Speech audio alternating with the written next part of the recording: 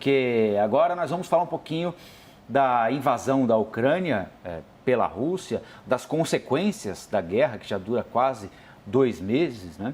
E uma das razões que o presidente Vladimir Putin utilizou para invadir com as forças armadas da Rússia a Ucrânia foi a possibilidade, a aproximação da Ucrânia da OTAN, que ele enxerga como uma organização inimiga e que colocaria em risco a Rússia, está ali tão próxima da fronteira, caso a Ucrânia aderisse ao bloco. Pois bem, agora há uma nova possibilidade de adesão à OTAN de países como Suécia e Finlândia. E a Rússia fez um alerta de que irá reforçar a sua defesa nas regiões próximas a esses dois países, inclusive com armamento nuclear.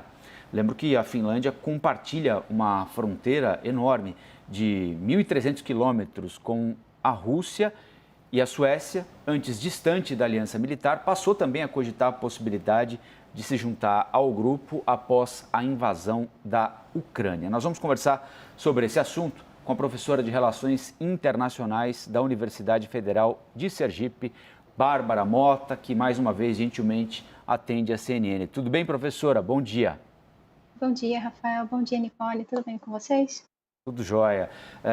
Professora, queria que a senhora nos dissesse o que é que nós podemos extrair disso, além de alertas diplomáticos que estão sendo feitos por ambos os lados. Pela Finlândia e pela Suécia, que dizem, olha, se a coisa continuar como está, nós vamos aderir à OTAN.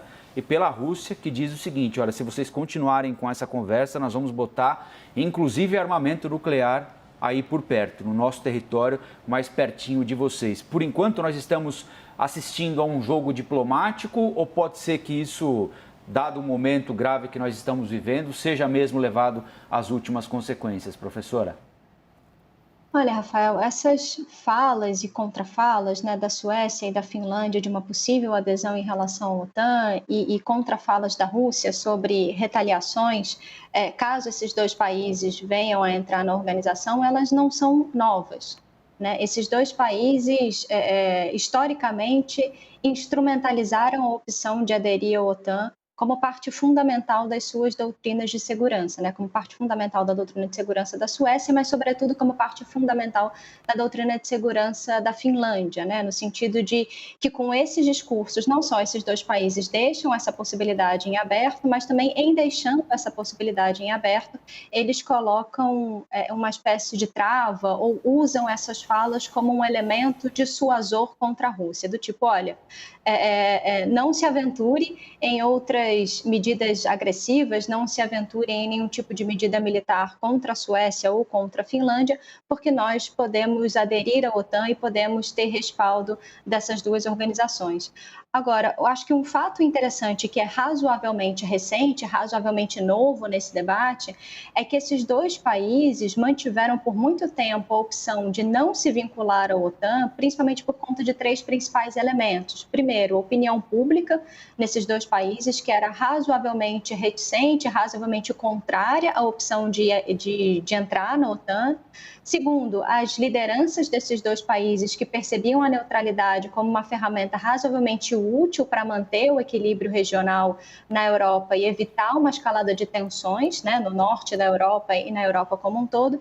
E, em terceiro lugar, de que, principalmente no caso da Finlândia, havia um consenso sobre a manutenção de uma relação funcional com a Rússia.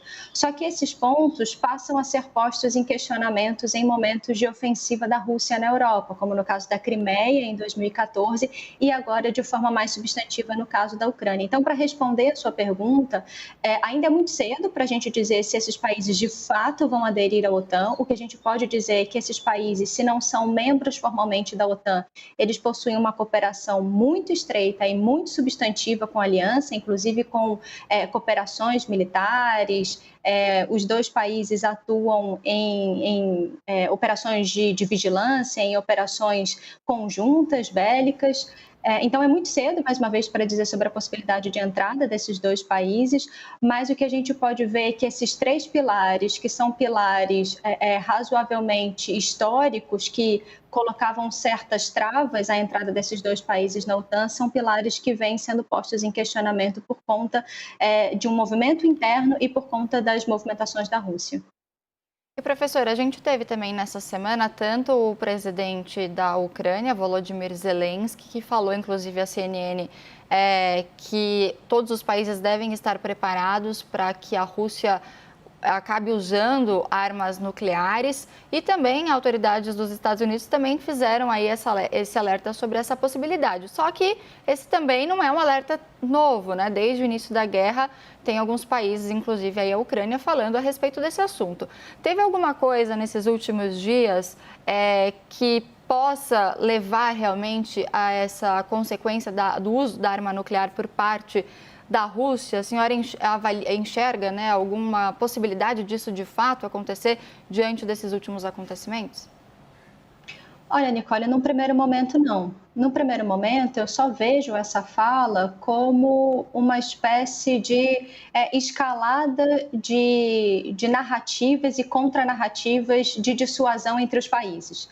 Né? Então, Suécia e Finlândia apontam que existe uma possibilidade muito mais crível hoje desses dois países de entrarem na OTAN, e aí, como uma espécie de elemento contradissuasor, a Rússia apresenta a possibilidade de colocar armamentos nucleares táticos voltados para o Báltico, que isso não só coloca em perigo Suécia e Finlândia, mas também coloca em perigo países que fazem parte da OTAN, como, por exemplo, Estônia, Letônia e Lituânia.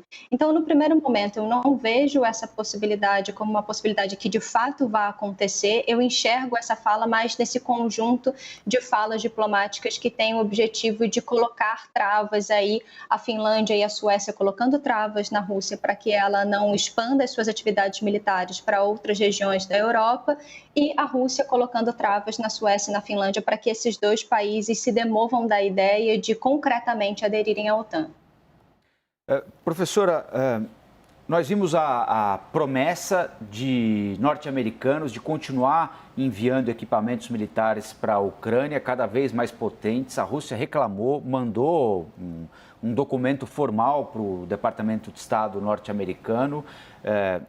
Há informações hoje na imprensa internacional de que Boris Johnson, o primeiro-ministro britânico, teria oferecido e a Ucrânia aceitou um treinamento específico dado pelas forças britânicas para auxiliar os ucranianos no confronto com os russos.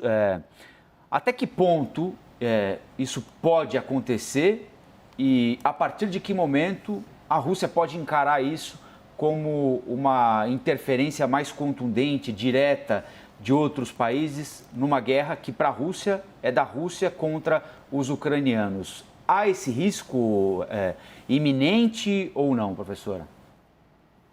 Rafael, eu acho que esse risco sempre existe, né? Considerando que essa oferta de treinamentos não é uma oferta de treinamentos nova, né? A gente sabe que soldados civis, né, que a população civil que vem se apresentando como esforço de guerra na Ucrânia já vem recebendo algum tipo de treinamento, né, nem que seja um treinamento pontual sobre como operar armas específicas. Então, essa oferta de treinamento ela não é necessariamente nova. Agora, mudar a chave e encarar isso como uma participação dos países da OTAN no conflito, isso pode acontecer a qualquer momento.